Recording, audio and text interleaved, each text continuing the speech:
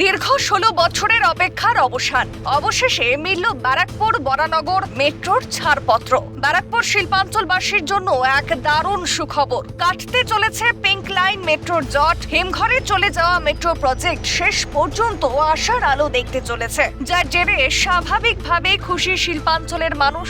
ইতিমধ্যে ব্যারাকপুর মেট্রোর জন্য এনওসি দিয়েছে কলকাতা পুর নিগম। তবে এই প্রকল্পের ক্ষেত্রে সবচেয়ে বড় চ্যালেঞ্জ হলো বিটি রোডের নিচে থাকা পলতা জল প্রকল্পের 6টি গুরুত্বপূর্ণ পাইপলাইন। মেট্রো পরিষেবা চালু হলে গণপরিবহন ব্যবস্থা আরো উন্নততর হবে, বিটি রোডে যানজট কমবে। মেট্রো পরিষেবা চালু হলে উত্তর কলকাতার শহরতলির মানুষরা অনেক কম সময়ে অনেক বেশি স্বাচ্ছন্দ্যের সঙ্গে শহরের প্রাণ কেন্দ্রের সঙ্গে সংযুক্ত থাকতে পারবে। ব্যবসায়ীদের ক্রেতা বাড়বে, ফলে খুশি সাধারণ মানুষ।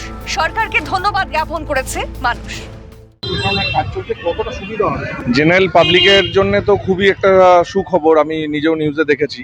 সাধারণত এই যা গরম যেইভাবে বাড়ছে এই মুহূর্তে ওয়েদারের হিসাবে, সেখান থেকে একটা লোকাল ট্রেনের প্রেশারটাও কমবে। আমি মনে করি প্যাসেঞ্জারদের একটা ডিভাইডেশন হবে, যারা যেই মতন একটু এক্সট্রা এক্সপেন্স তাদের হয়তো বাড়তে পারে, কিন্তু তাদের ট্রাভেলিংটা অনেকটা খুব রেস্টলেস হবে, তারা সুবিধা পাবে।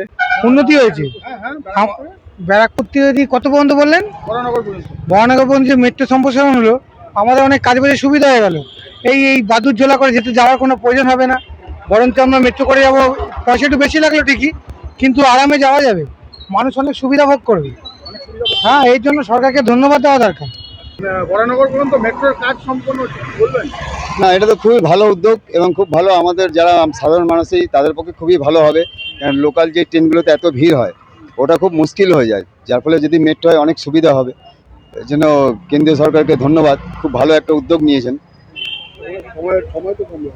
হ্যাঁ হ্যাঁ, ভালো তো, সময় কমলে যত তাড়াতাড়ি হবে ততই ভালো আমাদের পক্ষে, আমরা সাধারণ মানুষ হবে খুবই ভালো।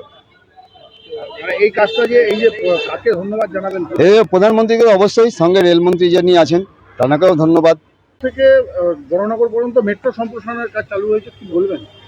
এটা আমাদের পক্ষে খুবই সুবিধা। আমরা যারা কলকাতা যাতায়াত করি বিভিন্ন কাজে, তারা দমদমে গিয়ে মেট্রো ধরেই এখন যাতায়াত করি, কারণ কলকাতার বুকে বাসে চড়ার থেকে মেট্রো অনেক বেশি ভালো সুবিধাজনক পরিবহন। তো ওই জন্য আমরা দমদমে গিয়ে মেট্রোতে, এটা যদি ব্যারাকপুর থেকে চালু হয় তাহলে আমাদের খুব ভালো হয়।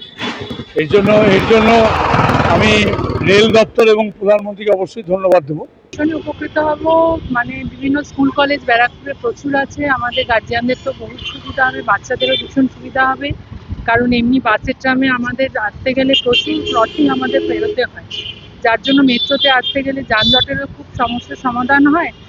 আর নিত্যযাত্রী যারা ওই দিক থেকে আসা যাওয়া করে তাদের পক্ষে তো খুবই সুবিধা হয়, ভীষণই সময় বাঁচবে। এখন তো সময়ের সঙ্গে সঙ্গে আমাদের চলতেই হবে, কাজে এটা আমাদের একটা খুব খুশির খবর।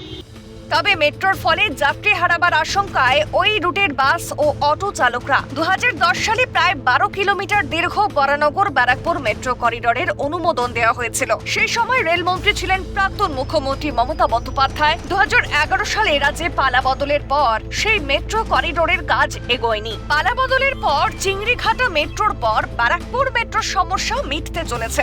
মেট্রো সূত্রে জানা গিয়েছে, বরানগর থেকে ব্যারাকপুর পর্যন্ত এই করিডোরের দৈর্ঘ্য 12.2 কিলোমিটার। পথে থাকবে মোট 10টি স্টেশন: বরানগর, কামারহাটি, আগুরপাড়া, পানিহাটি, সোদপুর, খড়দাহ, টাটা গেট, টিটাগড়, তালপুকুর ও ব্যারাকপুর। উল্লেখযোগ্য বিষয় হলো, পিঙ্ক লাইন রোডের এই মেট্রো মাথার উপর দিয়েই ছুটবে, মাটির নিচে প্রবেশ করবে না। ক্যালকাটা নিউজ।